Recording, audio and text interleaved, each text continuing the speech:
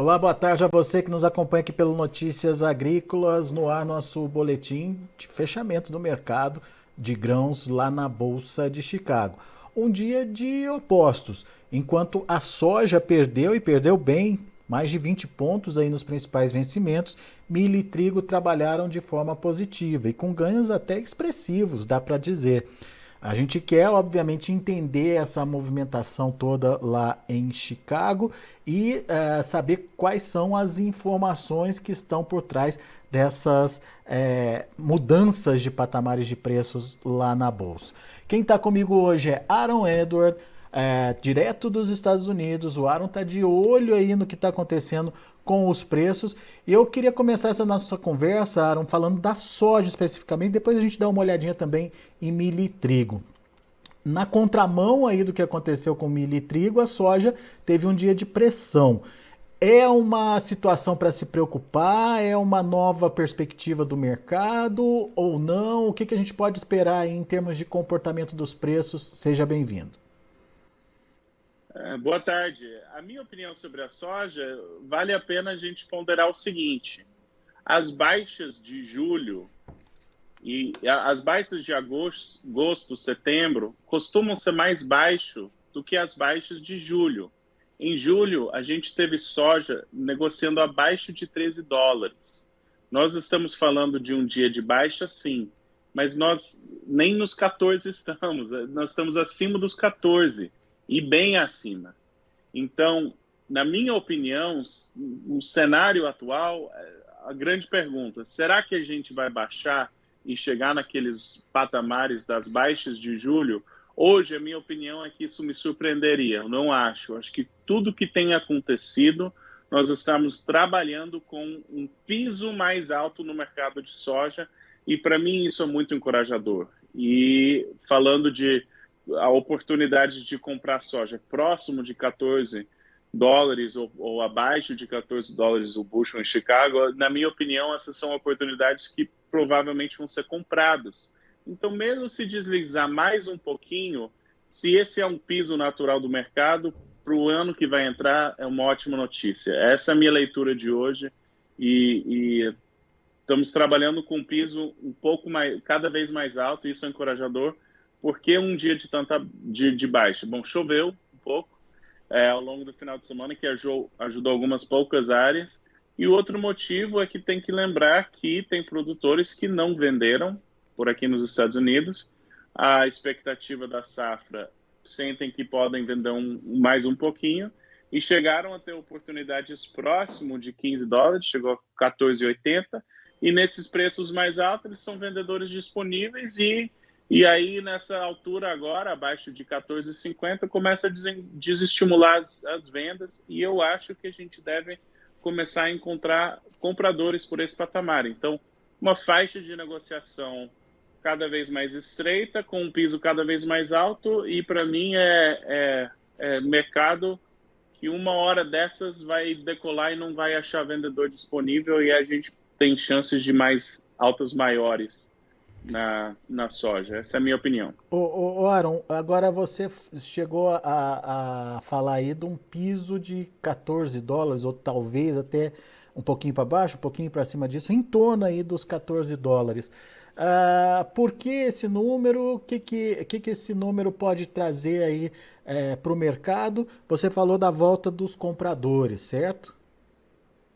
Pois é, falando em níveis técnicos, tem um gap, tem um gap no mercado ali próximo dos 13,70, que talvez o mercado tenta descer e encher esse gap. Mas a média móvel dos últimos 20 dias está em 14,20, dos últimos 200 está em 14, e eu acho que próximo de $14, compradores vão falar, olha, está na hora de aproveitar e comprar, porque essa soja a gente vai precisar dela e esse preço talvez seja o melhor que a gente consiga. E por isso que eu falo que tem um piso natural no mercado. Os fundos parece que desistiram de vender, pelo menos por hora, começaram a comprar, mas pelo menos desistiram de vender. E quem precisa da soja, com o estoque apertado, se tiver algum probleminha no Brasil, tem que garantir a compra dessa soja. Acho que eles vão falar $14 está de bom tamanho.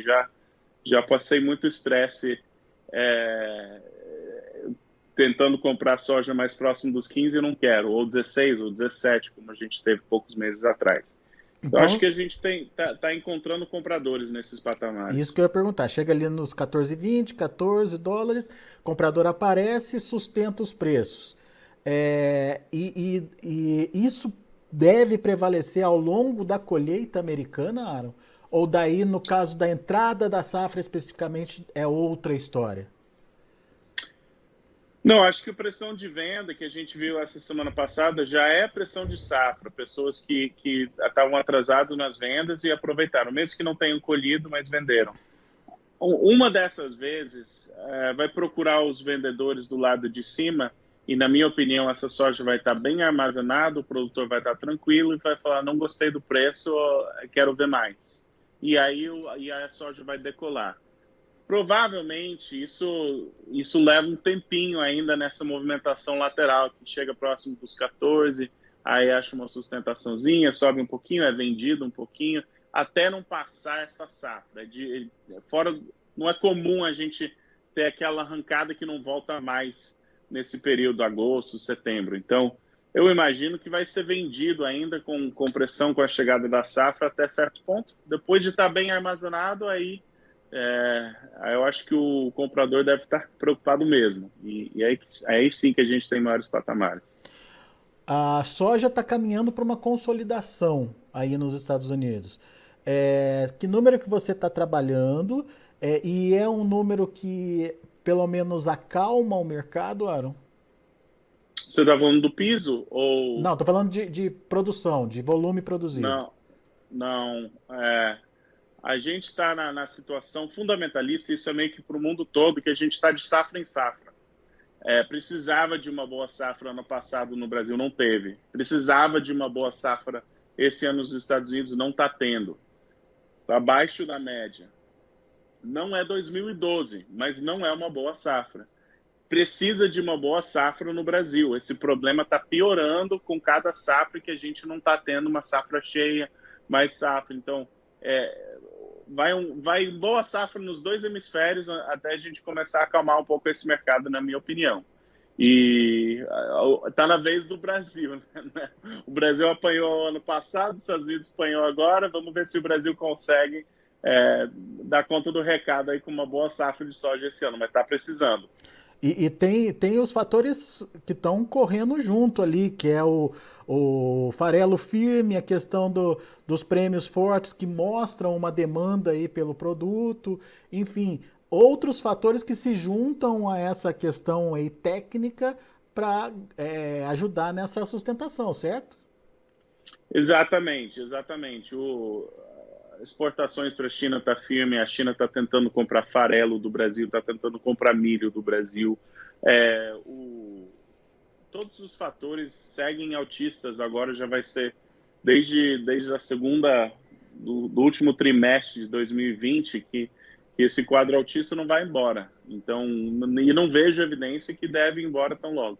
Um ponto a ponderar é que esse alto preço de alimentos incomoda demais a economia norte-americana, porque a energia está alta, alimento está alto e inflação está se tornando a pauta principal. Então, vai ter uma situação complicada. A brincadeira é que se pode imprimir dinheiro, mas milho, soja, É. trigo não se imprime. Tem que produzir. E esse é um problema que esse ano vai ter muita história para contar ainda. Por hora, segue o quadro altista e segue essa pressão aí de inflação de alimentos. Muito bem. Bom, falamos da soja, agora eu queria que você contasse para a gente o que você está vendo nesse mercado de milho e trigo. Por que eles trabalharam positivos hoje? Quem está puxando quem? Enfim, qual que é o suporte aí para esses mercados? No caso do milho, se aceitar uma produtividade, um yield abaixo de 170, o milho está muito barato. O milho tem que ir para um outro patamar de preços. A grande pergunta é se o USDA vai ajustar, se vai ter esse ajuste, se o produtor vai começar a vender. Mas eu notei os surveys que teve semana passada falaram tem um problema grande no milho e trouxeram estimativa de produtividade abaixo de 170. Com esse número, não vai ter milho suficiente para atender as demandas de ração. Quer dizer que trigo vai ter que ser usado para ração. Junto com isso, nós temos o fato que a pressão de venda do trigo, da safra, praticamente já passou. Então, agora quem tem trigo é aquela situação que a gente vem falando da soja e do milho. Agora o trigo está bem armazenado, o produtor que tem trigo nas mãos fala, olha, talvez você vai precisar desse trigo para ração, e o mundo ainda está em guerra quando o trigo passou de 10, 11, dependendo do contrato que você está olhando, o número é diferente, mas o trigo estava bem mais caro e o mundo ainda está em guerra.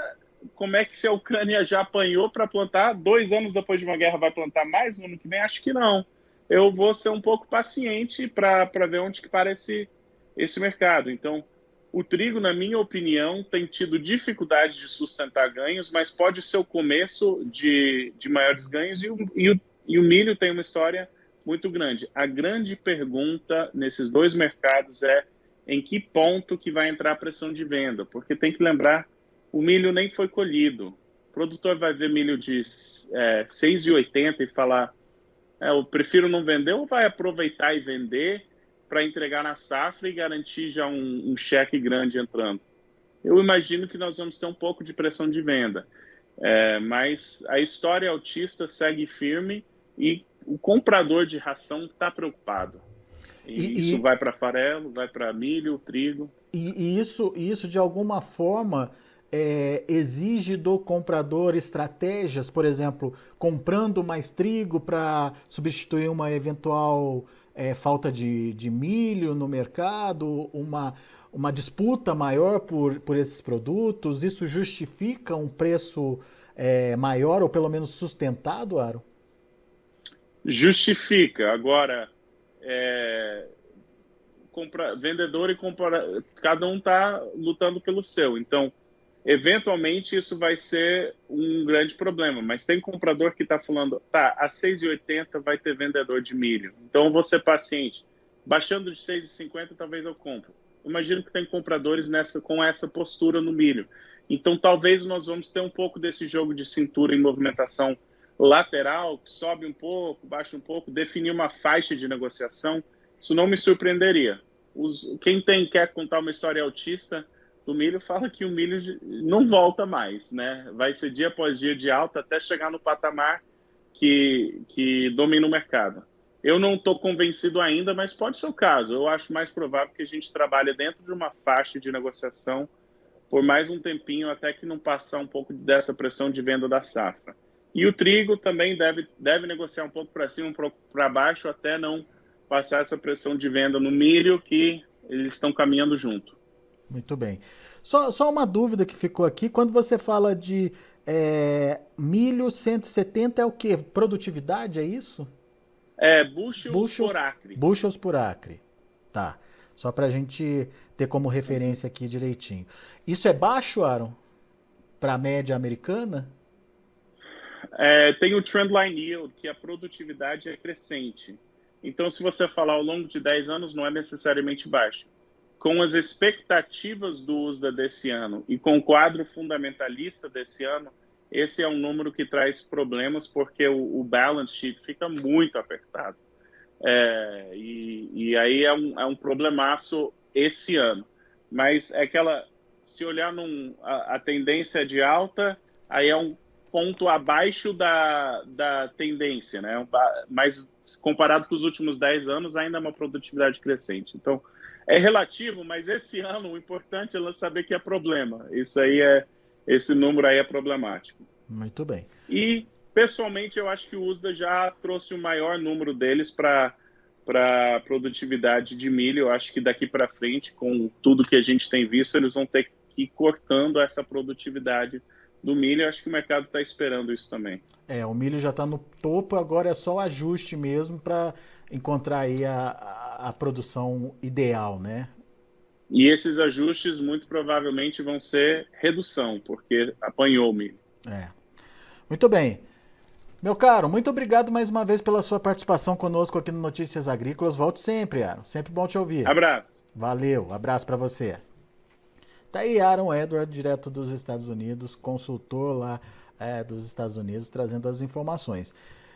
O Aaron não está pessimista com essa queda de hoje, não. Pelo contrário, ele acredita que o mercado está num nível, está começando aí uma colheita, está começando uma safra nova lá nos Estados Unidos, a colheita, obviamente, num patamar até bastante importante, bastante elevado aí para o milho.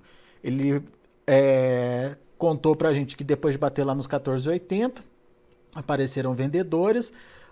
Tradicionalmente isso também traz uma pressãozinha negativa nos preços, daí teve chuva em algumas áreas de produção, teve, enfim, o produtor mais participativo aí do mercado, e isso baixou o preço para baixo dos 14,50.